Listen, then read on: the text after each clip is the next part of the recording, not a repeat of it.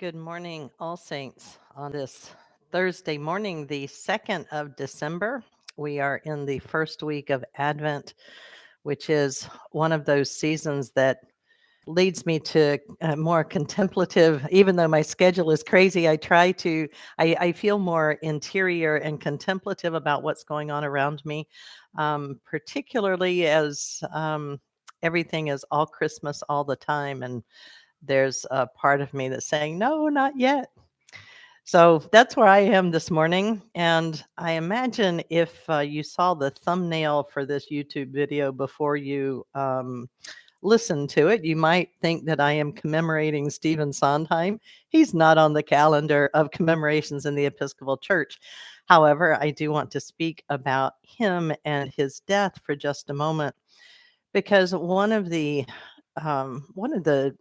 emotions, the feelings for me that Advent brings as we await the coming of Christ into the world as a baby in a manger and as a coming again is that we have a story that the Christian story is one that has not ended yet. It is a cycle, and we have new beginnings, and we come to the end of a liturgical year, and we start all over again, telling our story again, and finding new revelations in that story.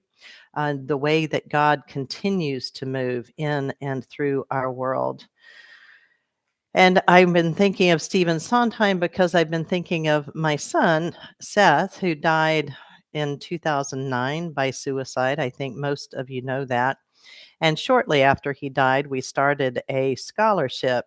Actually, we gave the first one the year he died in his name to the theater program at his high school, the Upper Marion Underground Players, because from where we sat 5 years beyond his high school years, he was never happier than when he was on that stage or any stage really, but his some of his best years were there. So we started a scholarship fund, and every year around his birthday, November 21st, we put out an appeal to raise more funds for this scholarship, and are hoping that we're going to be able to expand it ultimately to more than just one person and maybe other organizations for whom Seth spent some time acting or doing stage work or whatever. And so I'm in a mindset of that, of thinking about Seth and his birthday and, the generous donations that are coming into Seth's fund and writing thank you notes. And then on Friday, the news that the great Stephen Sondheim had died.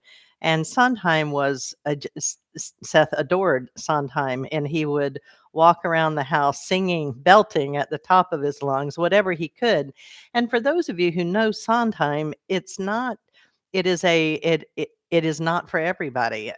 There's a reason that Sondheim did not achieve the commercial success of a lot of other writers of musical theater because his music is challenging, and his topics sometimes can be funny, can also be difficult. And so the beauty of Sunday in the Park with George, you don't just go to the theater to be entertained. You're actually engaged in what's going on, or Into the Woods, which is a mashup of fairy tales that don't necessarily have a happily ever after at the end. But it was beautiful music, and the tributes that have been pouring into him and for Sondheim and reminders of his lyrics, all of that for me has been mashed up into this almost 13-year-old grieving for a child that I loved and lost. And so I also hold that in Advent because as we look at these stories of Annunciation in the Year W lectionary that we're using by Dr. Wilda Gaffney, there are stories of women who have longed for children who are now pregnant, or Mary who wasn't longing for children, whom the angel Gabriel said, "Well, you're going to be." That there's this time of uncertainty and waiting and expectation and joy and fear and all of that.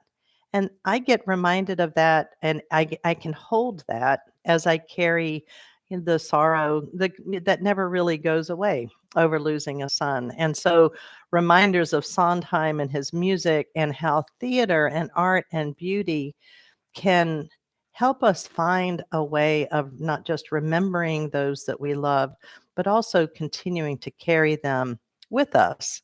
And so, one of the oft repeated lyrics by Sondheim from Into the Woods that I've heard and read a lot this week is from the finale. The lines that go, "Sometimes people leave you halfway through the wood, others may deceive you. You decide what's good. You decide alone, but no one is alone." So that's my reflections today on Advent and Sondheim and Seth and theater and faith, and how it all just works together.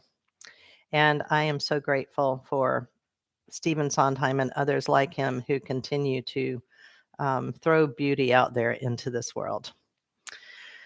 So I hope that the week ahead holds good things for you. I hope that you do take time for some quiet, for some prayer, for some contemplation on the events as we prepare our hearts to make room. Tonight, not tonight, today's Thursday, not Monday.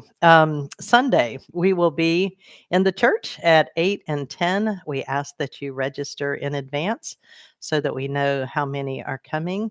And we will be releasing our Christmas services schedule, recognizing that while we're limiting attendance and asking for registrations in advance, it all may change before Christmas actually gets here, but we need to plan as if we are going to be having indoor services. There will be 3 of them, 5, 7, and 9. And again, attendance will be limited. So when you see those links, if you want to come, be sure to sign up. So until Sunday, I wish you peace and blessings for you and all those you love and pray for.